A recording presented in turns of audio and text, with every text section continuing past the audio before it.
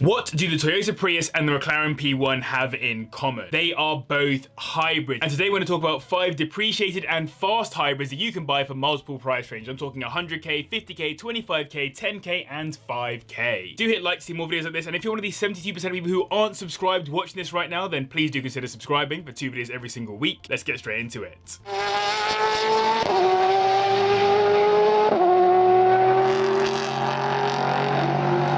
So we're kicking off with our 100k car in this video, the second generation Honda NSX, where the first generation NSX has become a bit of a cult classic, with the most expensive models going for well over 150k. The second generation hasn't yet had the same cultural impact, but I personally think it's massively underrated as effectively a cheaper access point to cars that are more than 15 times the price these days. In my head, it's a bit of a cheap hypercar as it comes with a 3.5 litre V6 twin turbocharged engine combined with electric power to make 572 brake horsepower, taking him to 60 in 2.9 seconds, which is some serious performance even for 100 grand, and it will still manage around 28 miles per gallon. Not loads, but not bad for the pace. The first gen was famously built in collaboration with Ayrton Senna, but this second generation isn't associated with one single F1 driver. Instead, it went out and proved itself at a bunch of tracks during testing, including the Ring, VIR, and Suzuka, and was driven by multiple racing drivers, including F1's Takuma Sato. It has 3 electric motors, it's rear mid-engined, and that engine was actually used in the GT3 race car version of the car and was known to be almost bone stock in that race car. It's pretty light too, coming in at just under 1,800 kilograms, which is pretty good for an all-wheel drive car with that complex a powertrain, and it will get to a limited top speed of 191 miles per hour. They're listed anywhere from around £94,000, and for 100 grand you'll be looking at a 2017 model with 9,000 miles on the clock. Reliability wise, these are kinda too rare to really go in depth on, but generally owners on forums seem to have had a lot of trouble-free motoring in them. Long term, I would be worried about the batteries that have not been used, as they could be expensive as a replacement, and more broadly, this isn't a Honda parts bin car, so a lot of parts are more expensive to replace. Let's cut the budget in half now and talk about our 50k car, the Lexus LC 500h. LC stands for Luxury Coupe, which is exactly what this is, a grand tourer that looks utterly striking, taking some inspiration from the LFA but being arguably better looking out on the roads. Of course, it doesn't sound quite as good, but it still gets itself a well-known 3.5 litre V6 engine combined with 2 electric motors,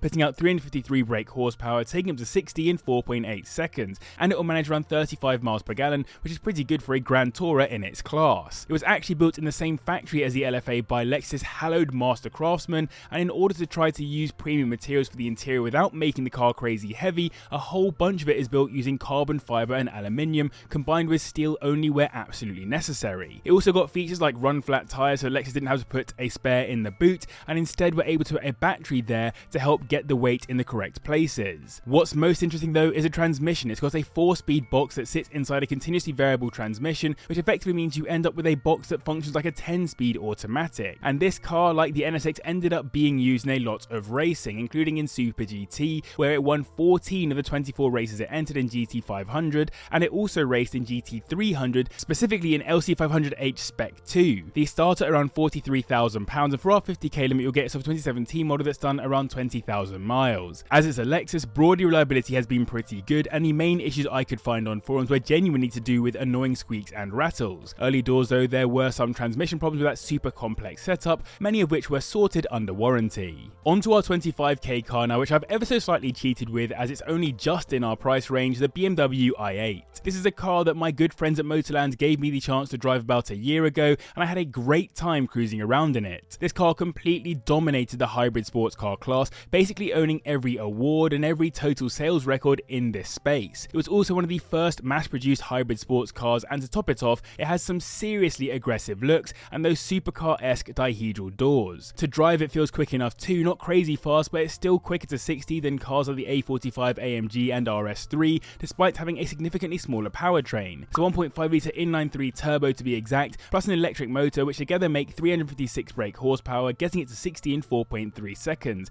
and with an official MPG of 128, though in reality that's kinda cheating because it's assuming you spend a lot of time driving in EV only mode. The one I drove could only do about 15 miles in EV only, driven slowly, so actually the electric power is probably more useful for performance, given it contributes 131 brake horsepower, and if you know F1, you know this powertrain is about as close to F1 numbers minus the power as anything else on the roads. I really love the futuristic vibe both outside outside and in, and it's a proper head turner that looks way more expensive than it really is, so it's great fun to cruise around town in. You'll find them listed anywhere from around £23,000, they're only just available within our price range, so expect to spend sub 30k instead for a half decent one from 2015 with 70,000 miles on it. Some owners have had issues with the electric motor, battery and other pieces of the hybrid puzzle, but in reality these have generally been quite reliable. The engine is normally okay outside of some cooling issues, and there are a plethora of sensor issues that can rear their heads. So I hope you guys enjoyed this video. If you are, then do hit like and subscribe, I would really appreciate it. And I'd love to hear your opinions on hybrids in the comments down below. Do you like them? Do you dislike them? I personally don't mind them because for me they're a good middle ground between performance and efficiency, but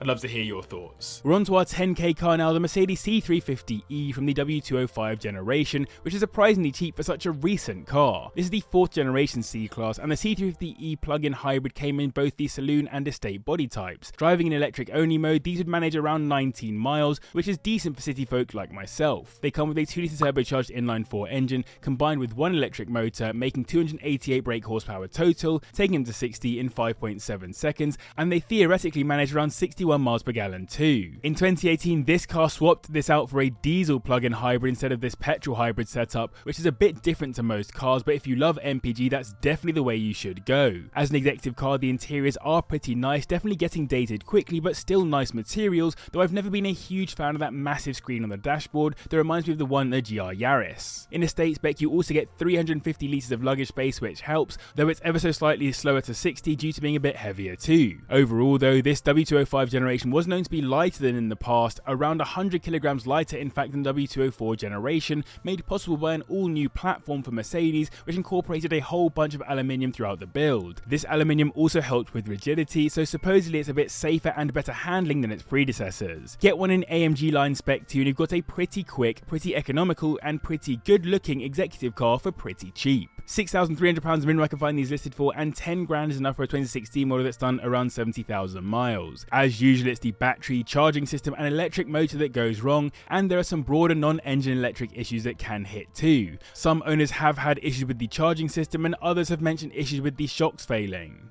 This video is a Honda sandwich, as for our 5k car we have this, the Honda CR-Z. I've had the chance to review one twice thanks to fellow YouTuber Ewan, and I've always had a soft spot for them since those videos. It's actually a great looking car for sub 5k, a little different to most other cars on the roads, reminiscent of the Hyundai Veloster and cars like that. It's a 2+2, but those rear seats are pretty much unusable, basically just there for insurance, and it's a spiritual successor to the classic Honda CRX, which similarly looks a little bit unique. These come with a 1.5 litre inline-4 engine with one electric motor, putting out 122 brake horsepower total, taking them to 60 in 9.8 seconds, which isn't super rapid, but it's still economical with its 56 miles per gallon fuel economy figure. The concept behind the car was that it would be sporty, incredibly efficient, and inexpensive, according to the Honda CEO at the time, and it does feel like they delivered on that promise. It massively excited journalists and the wider motoring world, as on debut the website got over 1 million views in 6 months, not to mention the fact that it roguely appeared in the music video for Jason Derulo's song Ridin' Solo. If I was to get one though, I'd want to grab a bunch of the Mugen parts that we never got here in the UK, with the Mugen version actually getting itself a supercharger too. If you want one, you'll need to spend around 2.5 grand at the bottom end, and double that would get you a 2011 model that's done around 65,000 miles. One of the main known problems, which is definitely a rogue one, is the door handles, which are known to become stiff or give up the ghost altogether. Cheap and easy to fix though. Oil consumption is also known to be quite high on some, and in the worst cases, rust can appear on examples that haven't been looked after properly. So there we have it, 5 depreciated hybrids for every price range. I hope you enjoyed. Do hit like and subscribe if you did. Thanks to patrons for their support, and to you guys well for watching. Click on screen to watch me review one of the hybrids in this video.